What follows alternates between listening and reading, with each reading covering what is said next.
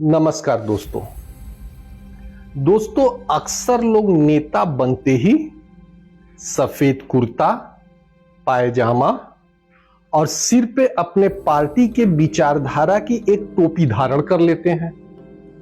जैसे लाल टोपी समाजवादी विचारधारा और सामाजिक न्याय का प्रतीक है।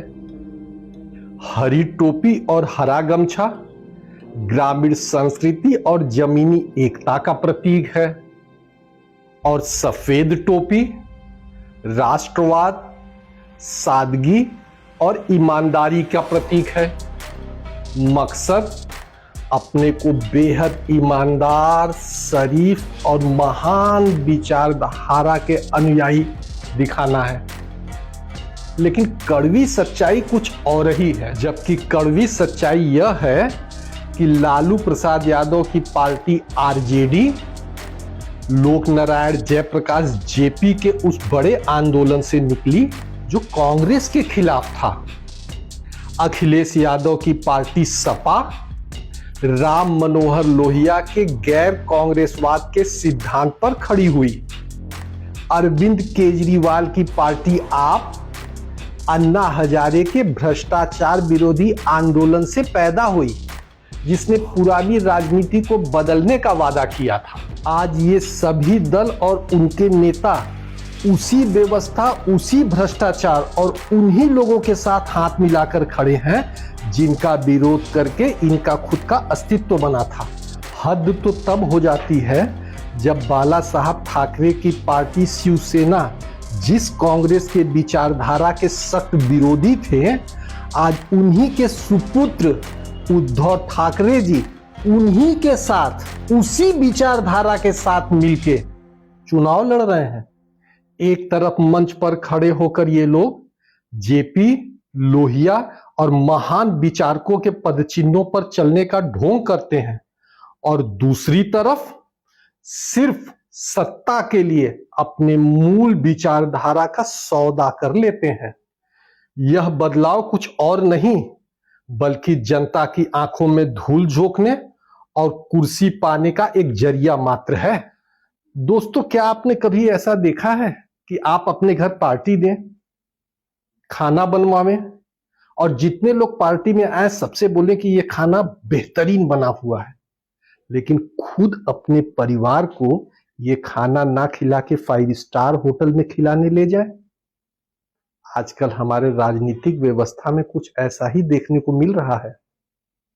हमारे देश के सरकारी स्कूल और हॉस्पिटल की शिक्षा और सारी व्यवस्था ये नेता ही तय करते हैं।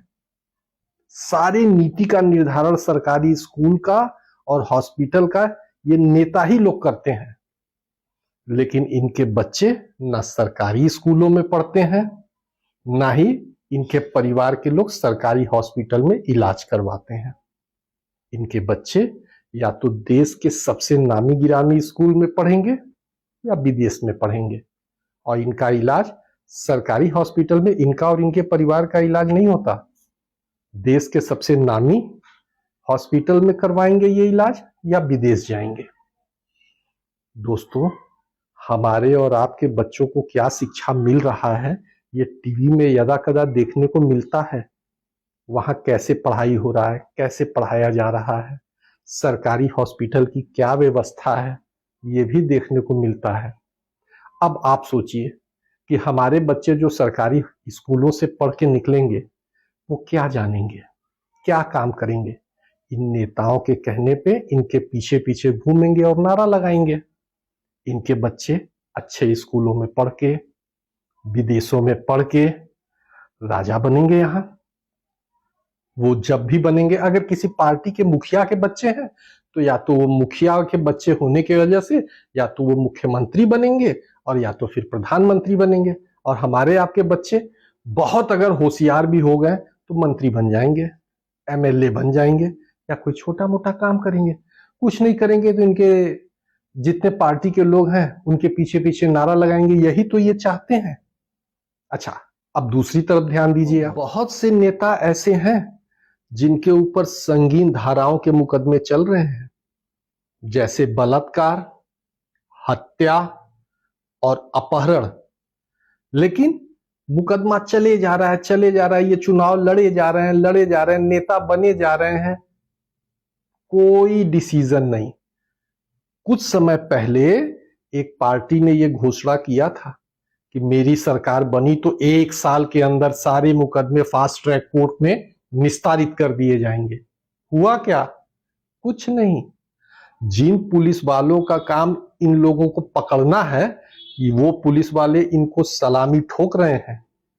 सोचिए, ये हमारे देश की राजनीति व्यवस्था है, राजनीतिक व्यवस्था है। ये तो कुछ नहीं। बहुत से नेताओं के आप धन संपत्ति की वृद्धि देखिए। ये पहले क्या थे, नेता बनने के बाद क्या हो गए? ऐशो आराम, रहन सहन। अरे थोड़ा समय मिले तो इनके पिछली जिंदगियों के बारे में पढ़िए, ये वास्तव में क्या थे, अब क्या हो गए। ये हमारा और आपका उद्धार करने नहीं आए हैं, इस देश का भला नहीं सोचने वाले हैं। ये तो अपने विचारधाराओं का सौदा कर देते हैं।